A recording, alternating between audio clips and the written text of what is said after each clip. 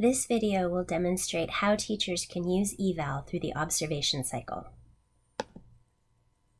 The observation cycle begins with your evaluator. So your evaluator will set an observation date and time in the observation section of eVAL. So if you click over here on observations, you'll open it up and you'll see that there is a date for the observation, which type it is, formal or informal. Your evaluator's name should appear there, a title for the observation, and then the status. So this one is listed as in progress, and then what the last activity was. So to open the observation, you'll click on the green View button. And you'll see that across the top here you have tabs. Remember, if your screen is smaller, there may be a little triangle next to Setup, and when you click on that, it will open a drop-down menu with those same title names. If it's a formal observation, the first thing that you'll need to do is click on the Pre tab. Your evaluator may have assigned some pre-observation prompts for you to think about or prepare before your pre-observation conference. There are no required prompts in Seattle schools, so your evaluator can put whatever they think is appropriate to collect evidence for your pre-observation. You can go ahead and respond to the pre-observation prompts, and when you're ready, you can click on the green Share Responses button. That sends your responses to your evaluator so that your evaluator can see them. Before you click that button, your evaluator cannot see whatever you've typed in this screen. If you come down here, there's another box that says the teacher pre-conference summary. So if you want to add additional notes based on your pre-observation conference conversation, you can type that here. And then when you're ready, you can share the conference summary with your evaluator. At this point in the observation cycle, you'll have a tab for pre, post, artifacts, and report. Throughout the cycle, you'll see a couple of additional tabs show up here. So right now, you can see pre-observation prompts. If your evaluator has already added some post-observation prompts as well, you can click over here and see those. Now remember that adding pre and post prompts in eVAL is optional, so your evaluator may or may not choose to do this. The next tab over is artifacts. So if there are any artifacts that you would like to add to your observation, for example, the lesson plan or samples of work that students will be doing, you can add those in the artifacts tab over here, and they'll show up over here once you've aligned them to the observation. And we'll go into how to do that in the learning task for evidence and artifacts. The last tab you'll see over here is the report, and you won't see anything in here until the end of the observation cycle when your evaluator shares the report with you. So at the beginning of the observation cycle, these are the tabs that you'll see and what's in each of those tabs. So again, you would start by just responding to the pre-observation tabs and then clicking that green button that was here a minute ago for sharing your responses. The next thing that happens is the observation itself. So your evaluator will come in and take notes on your observation, and after those notes are taken, you'll see a couple more tabs. So we'll look at that in just a second. At this point, you may find it helpful to watch the video for observations for evaluators so that you can see what it is that your evaluator is actually doing at this next stage. After your evaluator has done the observation, you'll log back into eVAL and again come over here to observations in the left navigation, and you can view the observation that is in progress at this time. Once the observation has taken place and your evaluator has shared the script with you, you'll see that there are some additional tabs here now. The first one is the Observe tab. So if you click on that, you'll see the script from your observation lesson. This is just a sample script. It's not from a real lesson. So you can take a look at the script or the evidence that your evaluator collected during the observation. If your evaluator has shared their alignment and scoring with you, when you click on this tab here, you'll be able to see what pieces of evidence your evaluator has selected from that script and where they've placed them on the rubric. Most of the evidence from an observation will be in domains 2 and 3 because those are the observable pieces of evidence. However, there may be some things from D1 or D4, depending on the nature of the lesson. All right, so we come down here and we see that in this observation, the evaluator has collected one piece of evidence for component 2B, establishing a culture for learning. They've also packaged that piece of evidence. If there's a number that shows up here on the packaged side, that means that a score has been assigned to that piece of evidence. One thing to remember is that in Seattle, we don't actually score the observations. The evaluator will indicate where it lands on the rubric, but whether that shows up in your summative evaluation will depend on the decisions that you and your evaluator make over the course of the entire year. Your summative score is not an average of your observation scores. It's a preponderance of evidence. You can learn more about that in the TPEP module for observations. So for now, we see that there's one piece of collected evidence and one piece of packaged evidence for 2B. So if we close up domain 2 and come to domain 3,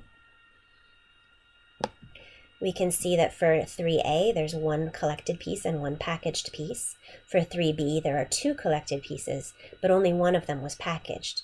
That means that your evaluator may have decided that part of the observation aligns to 3B, but they've chosen not to score one of those pieces. And that's fine. They don't have to assign a score to every piece of evidence. We'll see that again in 3C, that a piece was collected, but your evaluator chose not to package it. So if you want to see where they've been aligned to the rubric, you can click on Performance right here in the Rubric Navigator. And the score boxes show up. So you can see Unsat, Basic, Proficient, and Distinguished. And that little number right there shows how many pieces of evidence are aligned to that place in the rubric. So we see on Domain 2 that there are 2 pieces of evidence aligned to Proficient. And if you want to see the details of that, you can click on it and you can click on the component. And here you can see the rubric, what was highlighted on the rubric right there. And then we see that it was marked as proficient. Here's the rubric statement, and here's the piece of evidence from the observation script itself. All right. Again, these are tentative, and you can definitely have conversations with your evaluator about the decisions you made in the lesson and why you made those decisions. And you can talk together about where those things might align to the rubric. Your evaluator may or may not share this part, the evidence and performance pieces, until after the post-observation. All right, so if there's nothing showing up under this tab, do you remember that there's a post-observation tab right here? Your evaluator may have shared some prompts with you as you prepare for the post-observation conference. So you can respond to those, and when you're done typing in your responses, make sure you click on Share Responses right here. If you don't click that button, your evaluator can't see anything that you've typed. So if you want to share those, you need to make sure to click that button right there. All right, so imagine that we've typed in some responses and shared them now with the evaluator. Just like with the pre-conference tab, down at the bottom here, you have a text box. If you'd like to add in some additional evidence from the post-conference, you can type that in here. And then when you're ready, you can share the conference summary so that your evaluator can see that and include it in the evidence from your observation. That is, of course, optional, just if something comes up in the post-conference that you'd like to share.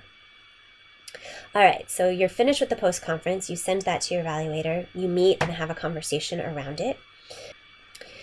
If there are any artifacts that you would like to add to your observation, again, you can do that over here in the Artifacts tab, and we'll go into that in more detail in the Learning Task for Evidence and Artifacts, and they would show up here once they're aligned to this observation. All right, and then finally you would have a report once your evaluator has shared that with you. And so as we scroll down, we can see the information about when the observation took place.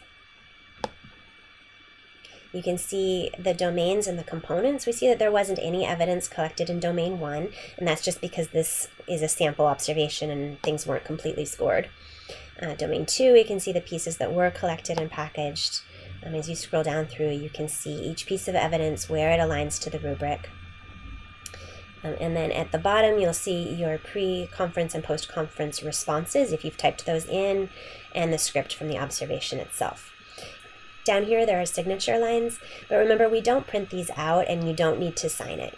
Your receipt of the observation takes place just here in eVAL. So we'll take a look at that in just a minute. At this point, the evaluator has not officially shared the report, so you can view it, but you don't have a sign-off tab yet. So in just a second, we'll look at how this screen changes once your evaluator has shared the final report with you. All right, once your evaluator has shared the final report, you'll come back into eVAL and you'll see that now next to observations, there's a button that says action required. And that's because it's time for you to sign off on the observation report. So you'll come back over here in the left navigator to observations and click on that. Come over to the view button and click on that. And again, you've got your pre-observation, your observation, the post-observation, the align and score, artifacts, and report.